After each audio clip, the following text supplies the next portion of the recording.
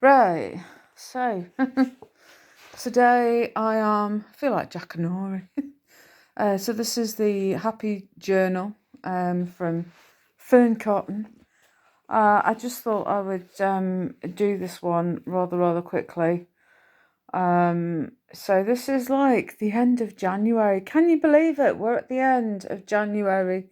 Veganuary is officially finished. Um, And I'm hoping that there are lots and lots and lots of new vegans that are out there, people that have tried veganuary and thought, you know what, it's not as hard as I thought it was going to be. I'm going to carry on doing it. I'm going to keep going, do another month and just keep going. It's easy. Guys, look up Dominion on YouTube, look up all sorts of other documentaries and things that have been done, like Seaspiracy and Earthlings and Game Changers and Hogwood, and just learn or just Google, and look into the various pockets of the industries, and start learning about what goes on in each of these areas if you haven't already, and just see the whys, and you'll never look back. Honestly, it is the best thing to do, going vegan. I've been vegan for 3 years and I jumped on it straight away, and I just literally got rid of everything that wasn't vegan of mine, and I haven't looked back. It's easy. There's so many things that are out there that are vegan now, and things vegan by ingredient. And places are starting to have vegan options. It's taken much more seriously than many a moon ago, where it was really hard. Yeah, it's fab. Places like Aldi are the ones that sort of let the side down a little bit with some things. But the other supermarkets, Tesco's, Marks and Spencer's even, Asda, Sainsbury's, they all have stuff in all year round, to help make life a lot easier. There's foods out there. You can look up recipes. There's fantastic vloggers such as those vegan guys. They do so many fantastic ideas for foods, for supermarket shops. You name it, it's out there. There's all sorts of YouTubers that are out there showing how easy it is to be vegan. It's easy. So keep trying, keep going. And if there's any questions or anything, just ask. I've had a lady when I went through Aldi scan things, and she was like, why have vegan products got the that it contains milk, because it doesn't make any sense. And I've said it's just a disclaimer that somewhere in a factory, it could be a little tiny room, and there's machinery that are in there that deal with milk. They have to put it in the disclaimer. It's like it's an allergen thing. It's in case somebody that's got an allergy happens to get ill from it. They shouldn't do, because that item isn't made with those products, but you never know, it's there. So okay, so the Fern Cotton book, the 30th of January, arranged to have a coffee with a friend. What are you going to talk about? Well, that sort of thing doesn't happen very often, and I don't have any plans of what I'm going to talk about when I do have somebody come over. And we just talk and chit chat about anything and everything. So Monday the 30th, I went over to my mum and dad's, I sorted out, because I bought them some phones for like their anniversary and then also Christmas as well, because they were desperate to have the house with phones in that they could use nice and easily, because their hearing is worse than mine, believe it or not, and my hearing is pretty bad. And they wanted to be able to hear. The worst thing is when you pick up the phone and you can't hear what the person's saying on the other end. And it goes for whether it's the house phone, mobile, it's horrible, or just in person, out and about.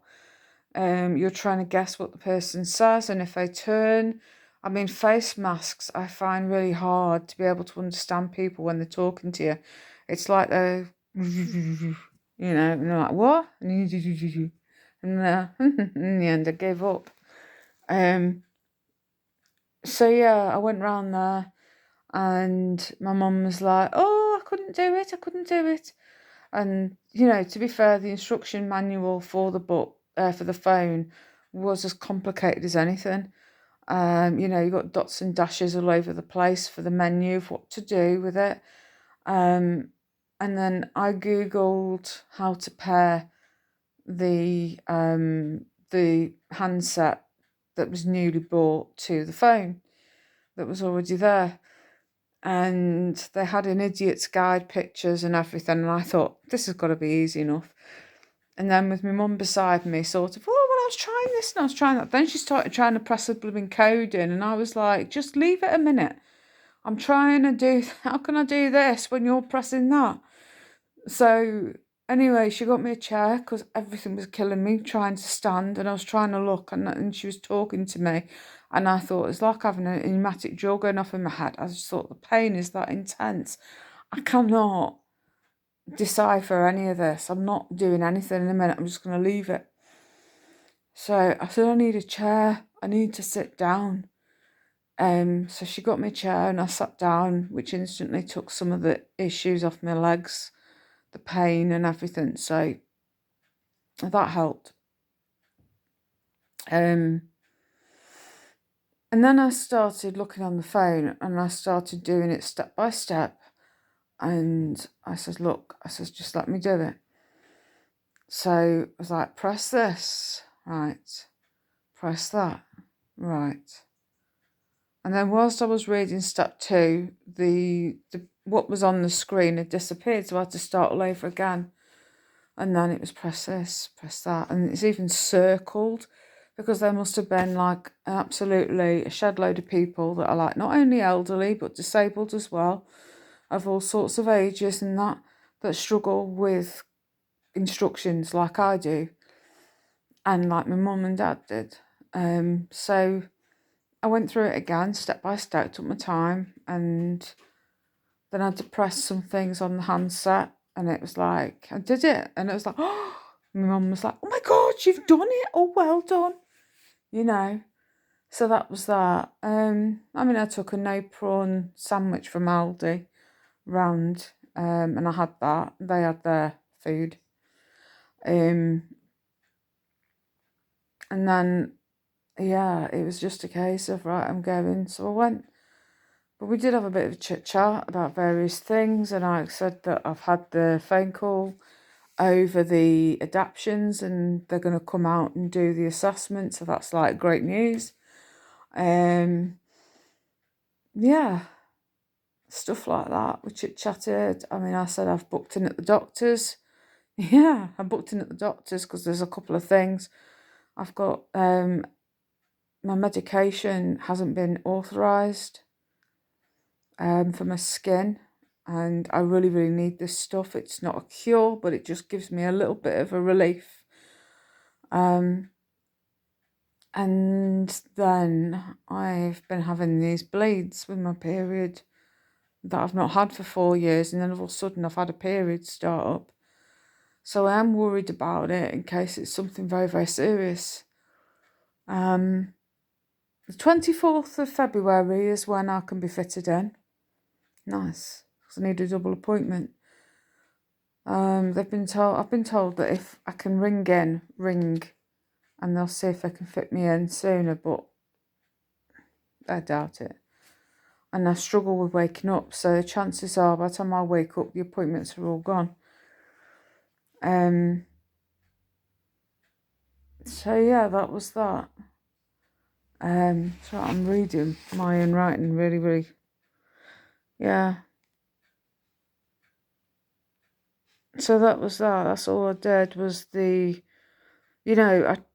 try so hard to not overload myself with too much.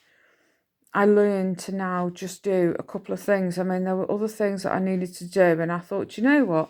You can't split yourself in half. You can't split yourself into a lot of pieces. You can only do what you can do. So I thought, you know what? And all I do is wipe myself out. So the best thing I can do is basically just pick a couple of things to do. So I went over to the doctor's, but excuse me, made the appointment. that wasn't planned. Picked up cat litter order that I'd bought and paid for from Pets at Home online. Finding it an absolute headache to get a decent amount of cat litter. It's just getting so expensive, but this is where I get mine from. And then I went over to my mum and dad's. So that was that, done. Tick, tick, tick. I did need to go to the sorting office to pick up a parcel of mine. I had to be in earlier because of the postman. So it's like, I think, well, I can't be everywhere.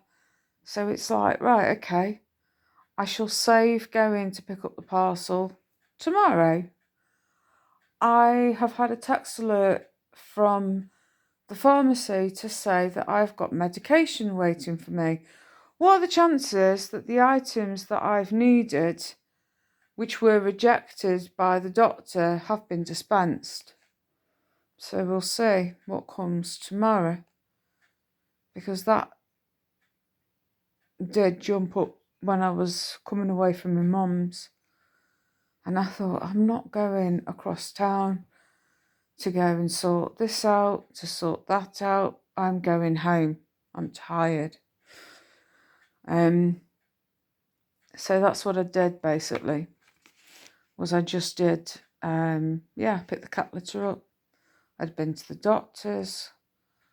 I went and picked up the cat litter, went to my mum and dad's, sorted out the issue there. I'd nipped to Aldi, get a sandwich beforehand and a salad, because my cleaning lady always seems to turn up and I can't seem to eat while she's here. It's difficult. So yeah. So that's what I did. Sorted their phone issue out, come away. And then today is Tuesday, the 31st of January. It says, thank you, January, for ... And I'm thinking, I don't know. Embracing the newness of the new me. It sounds a bit cheesy, but it's true. You know, I've just been enjoying buying a few new wigs, treating myself to a bit of new makeup, playing around with it, different styles, different ways, different colours, and getting rid of the old stuff. The phone call off the OT for adaptions and the appointment, which is just a huge thing at the minute. I can't wait for that to come round. A bit of clear thinking to do with the finances. I feel a bit more fresher in that respect. Planning, changing direction of what I was taught to feel, etc., through abuse. I would always be terrified of, the money going out and making sure that there's enough to cover, stressing about it all. but now writing it all down of what I need to pay off and how much is left and all that sort of thing, it seems to make it a bit clearer for me. I started doing the money jars, and then my mate that usually comes and cleans for me, she's been recovering from surgery. So what I've been doing is putting her money up, so it's there. So I've got it all stockpiled up. So it's helping me out. So it's like as if I'm still paying her, but she's not here. And so when she does return, or if she can't come back, then at least I've got money there to help pay for whoever else it might be. But fingers crossed she will be back. Learning to realise what I can and can't do myself and have help. I've got a number now for some